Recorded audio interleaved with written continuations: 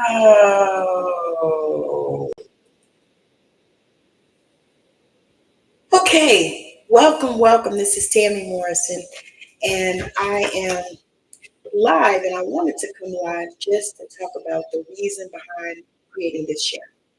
And so, for many of us who were really raised in religion, when we start having our great awakening,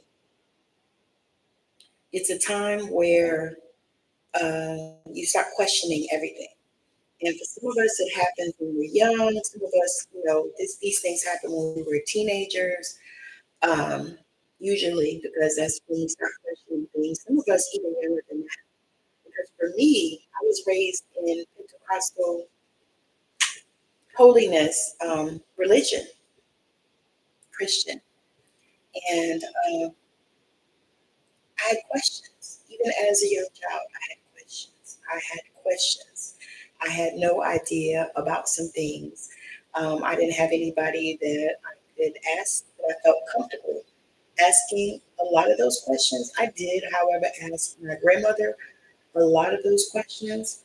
She was actually a pastor, but she actually started her own church. Like she said that God called her to be a pastor, and the people in her community, in her church community, women couldn't be pastors. Women could barely speak in the church. I mean, they would have like women's days, and that's when the women could preach and do the things. But really, a woman could just introduce the male speaker. And so she said that God called her to pastor. So she started her own church. I mean, back in the 70s, I think about it now, she was such a courageous woman. In the 70s, she started her own church. She bought the church building. I mean, it was just phenomenal when I think back on it. Of course, at that time, I was young. So I didn't know the process that she went through in order to get there. I just recognized her as being such like a giant. And y'all, she was 4'9". But to me, she was a giant because she did these things that a lot of women didn't or couldn't or didn't think they could do. And it's like every time she encountered an obstacle or a hurdle to that thing, God would just open doors for her. So I grew up like that, watching her and watching that, but still having this thing about, I believe in prayer and I know that I'm a healer. And so what happened is when I was a little girl, 3, 4 years old, my grandmother would go and preach in these little churches. She would have these healing services in these little churches all over the South. So I've been to Florida with her, Alabama, North Carolina, Virginia, I think Tennessee, of course Georgia, because that's where I'm from. But all these little churches, just little tiny, I call them hole in the wall churches. And so we would go there, and she would pray, and then she would start healing. And so she would call me up to the front to lay hands on people and pray. And so I knew from that time, as a little girl, that that was what I was supposed to do. I thought that I was supposed to pastor. That was my thinking. Although that scared the shit out of me because I had no desire to be a pastor to anyone. It just wasn't something that I wanted to do. I watched my grandmother and I watched how, people just, they don't care. They have no compassion for you, but they expect you to have compassion for them. And so I saw a lot of that. And I was like, no, no, no, no, no. Running that way or that way, another way, not this way. And so that was a part of, my background as far as that. Now, when I got 17, I decided that I was not going to go to church anymore. I decided that if God needed to know whether I was at church, there was a file somewhere where they could look and pull out on April the 25th, I was at church. Why? Because I was at church more than I wasn't. We went to church all the time, especially when I was very young. And then after that, there were conferences and conventions and other things that you had to do as well. And so I always questioned, I'm like, what is see any of this even have to do with God? You know, and then the other thing I questioned was, if God was a healer, then why are so many people sick? And why do so many people give up at the first sign of any type of struggle with health? Okay, the doctor said I was going to be dead in 5 days. Okay, I guess I better plan for that and just go ahead and die. And I knew that there was something else, that there was something more. I knew that this could not be all to God. And so that started me on a quest, even though I told you when I was 17, I decided I was not going back to church anymore. But that turned out to be a lie because I actually did go back to church. I went to visit different churches and I found a few churches in different areas because I lived a few places. And I would find a different church and I would go there and worship and celebrate God and all the things. And then when I had my children, I decided that, you know, I needed to raise them in the church. So we found a church in the area where we were living and raised my children in that church. And it was non denominational with the Pentecostal flair because we still shouted and we still ran around the church and all the things that they do in the Pentecostal, you know, church. It's free, you know, everybody, it's a free spirited type of thing. And so did that. I actually started going to ministry school at that church. And so, you know, I thought I was on my way to doing that. When I got divorced, and my ex husband and I were both in the church. We both worked in the ministry.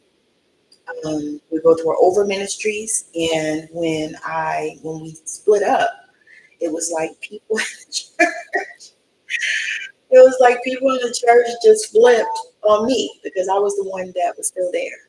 He was gone, he left, and I was the one that was still there. So people flipped on me.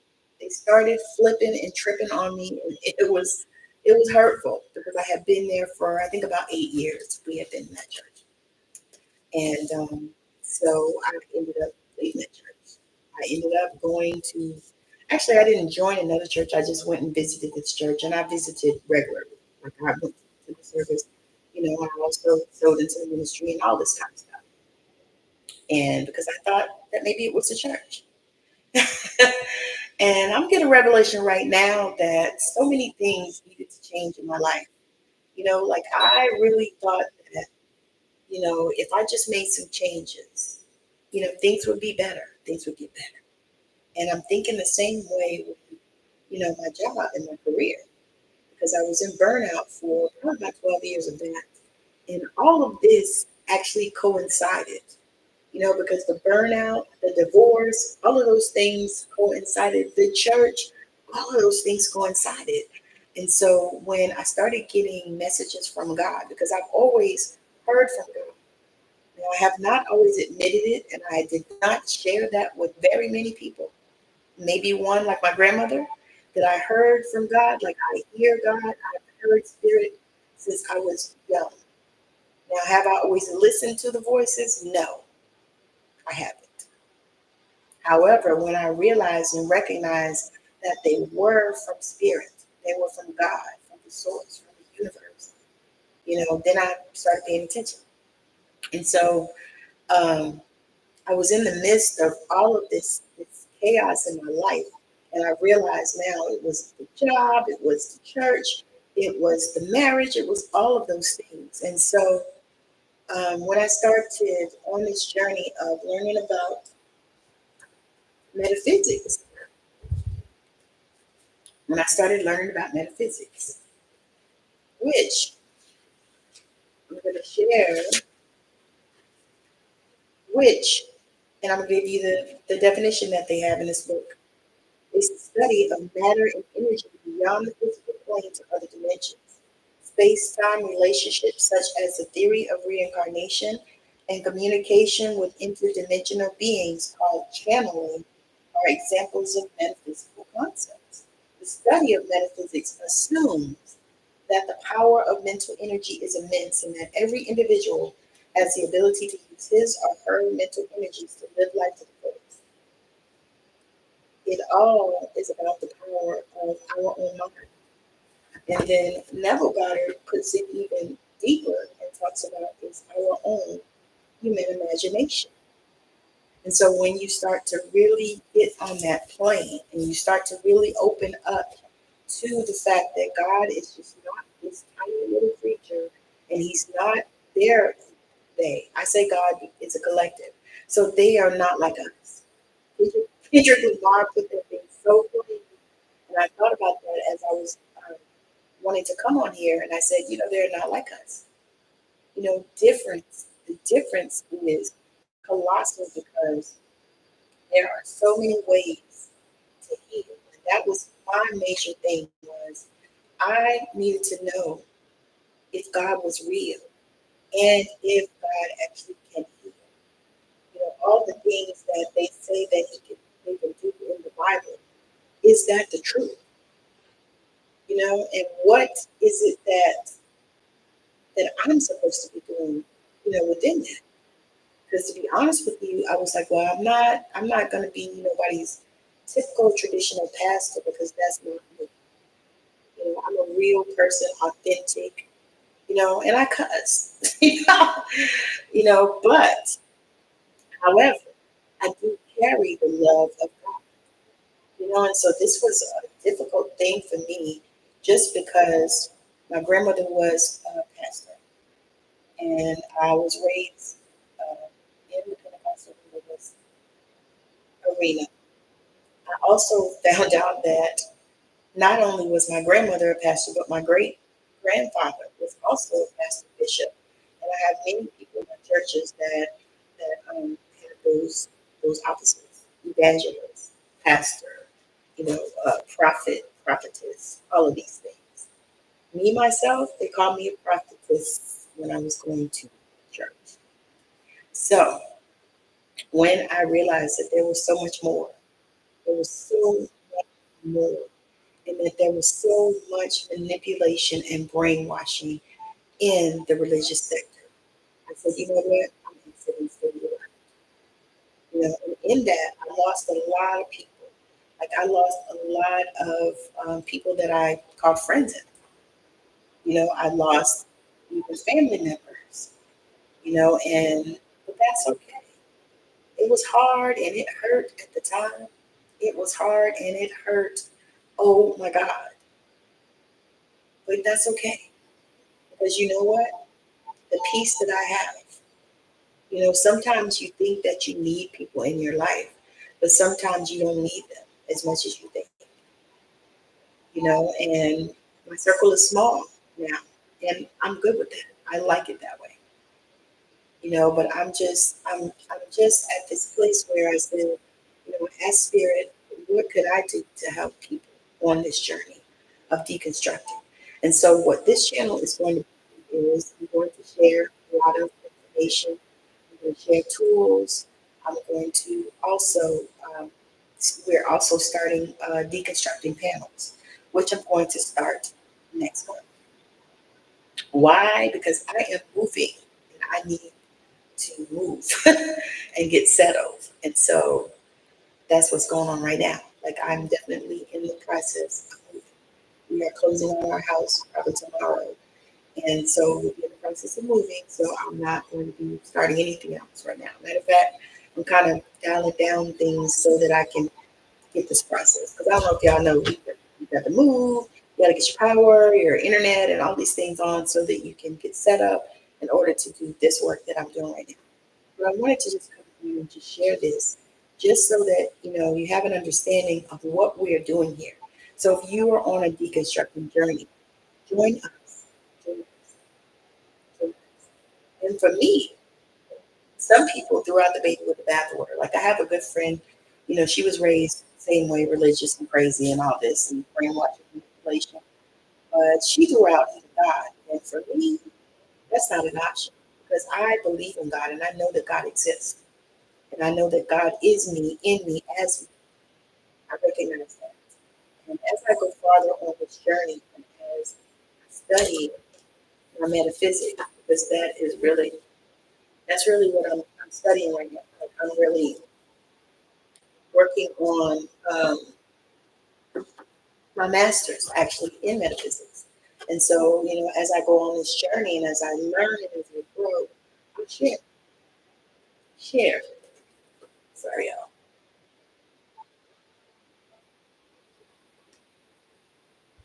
I've been drinking lemon juice with ginger, and the ginger like stuck in my throat. But it's like when you get to this place where you can't keep going business as usual with this stuff.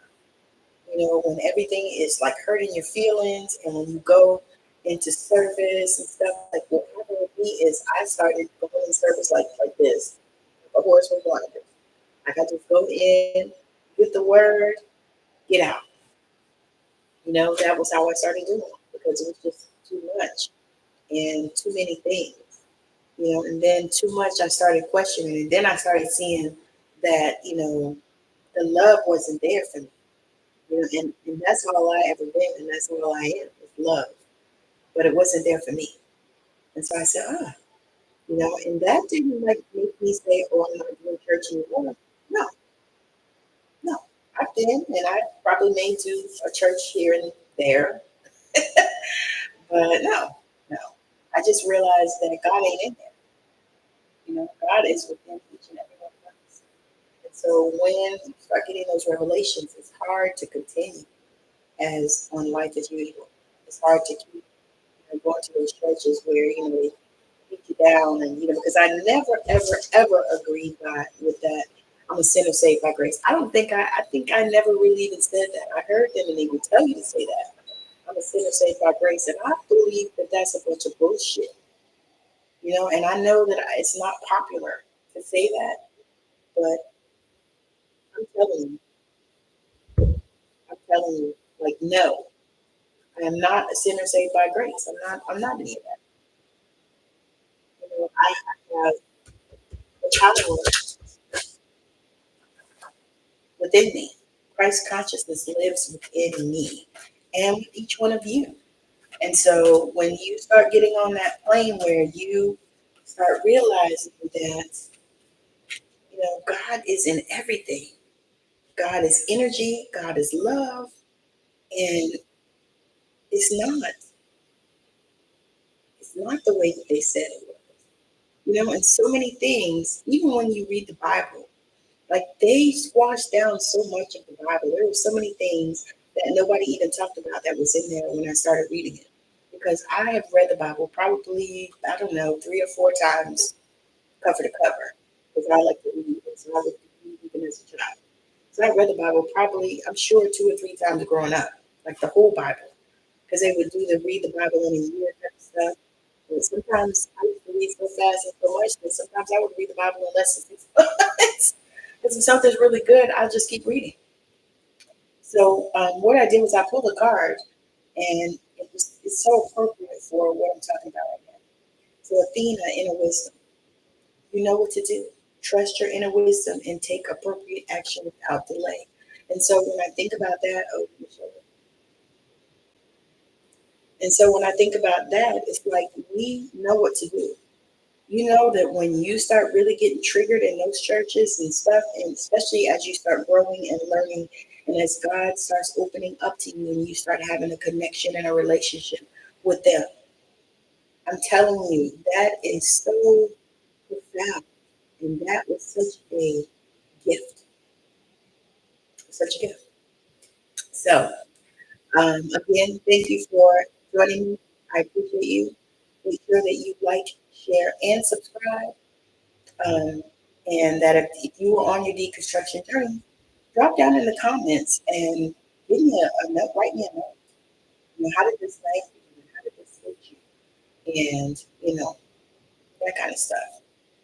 And if you even have a deconstruction short story to share, I would love to hear it because there are so many ways. Like I spoke to a young lady that she was deconstructed from Islam. I spoke to another young lady, she deconstructed from Jehovah's Witnesses. I spoke to a couple of young ladies, they're deconstructing from Mormon. So it's so many different ways, that people can deconstruct. And so many different arenas that people deconstruct from. because there's so many different religions. I think I was interviewing a young lady and she told me there was 470 Christian religions. Can you imagine? And so what that tells me is that there are so many that people will take one scripture and run with it and make that the premise for the whole ministry. Sometimes they take those scriptures that Paul said, like, woman shouldn't preach. Basically, a woman shouldn't do anything in the church except for cooking, cleaning, these things. You know, his stuff. So sometimes, you just have to look at the source of where the information is coming from. And then the other thing is too, you have to think about, you know, when the Bible was written. And I honestly am looking for one of the first Bibles, the Ethiopian Bible. But you look at that and you look at the rewriting of it. You look at King James and his crazy ass. It's so many different things that you know that you want to pay attention to. You know what I'm saying? When you're in this space of deconstruction. And for me, like I said, I read the Bible. I still do. I read the Bible. I have an apocrypha. I read other texts.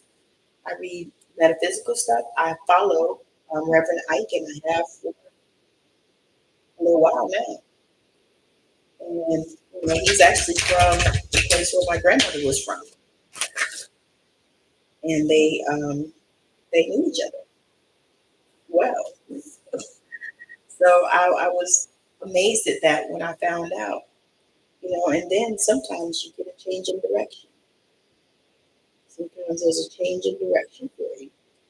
And that's what I feel like is happening here with this deconstructing. Sometimes it's just a change in direction. And, unlike what people say, because like I have a lot of people that have popped on when I first started talking about this stuff and said, oh, you need Jesus, you need to, just believe in God and all this kind of stuff. And I do. I do. It's not the way you do. Probably in a different way. We all have our own relationship, and that's what I say. We all have our own relationship, and we should, as it should be. So, again, thank you so much for joining. I hope you'll continue to show up and watch and also share this channel out and this video out um, because we are going to get on the deconstructing planning journey. And I'm super excited. My plan is to bring a few people each time and maybe every week do a panel. And I think Sunday sounds like a good day. So I'm thinking that we'll do the panels on Sundays and we'll come on and share our journey. And, if you have questions, you can ask questions. So I'm super excited about that. I'm super excited. And I think it actually might actually be on podcast too. I kind of got to think about it. See, because it's kind of sounding really good to me. So again, thank you so much for hanging out. Thank you for joining. I hope that your day is magical. And like I said, if you have any deconstruction story, drop it in the comments because I would love to read it, and I'm sure that other people would love to read it as well. So make sure you do that. And like I said, share, and subscribe, and also follow me on TikTok at Intuitive Tammy. You can follow me on Clapper. You can follow me on Fanbase and Favoritism. Yes. Instagram, I am Intuitive 2056. I will be that's the description. But yeah, so thank you so much for hanging out. I appreciate you and I hope that your day is magical. Bye now.